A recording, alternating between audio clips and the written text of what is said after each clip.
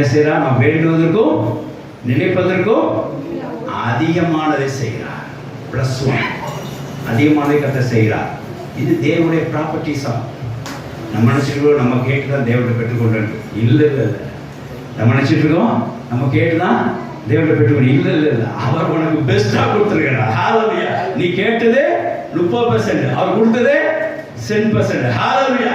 நம்ம கேட்டு தான் உங்களோட வாங்கியிருக்கிறோம், நம்ம கேட்டு தான் ஆங்களோட வாங்கி. ஒரு கால் நினைக்காதீங்க. God had given the best for you. என்ன? according to our words அல்ல, according to his properties. அவர் ப்ராப்பர்ட்டி, அவர் பண்புகள் பிரகாரம் உனக்கு என்ன செஞ்சிருக்கிறார்? பெஸ்ட்டை கொடுத்துருக்கார். நாங்கள் ஜோமணி தான் அவங்களோட பெற்றோம், நாங்கள் ஜோமணி தான் பெண்களை பெற்றோம் அப்படின்னா ஒரு கனவு காணாதீங்க.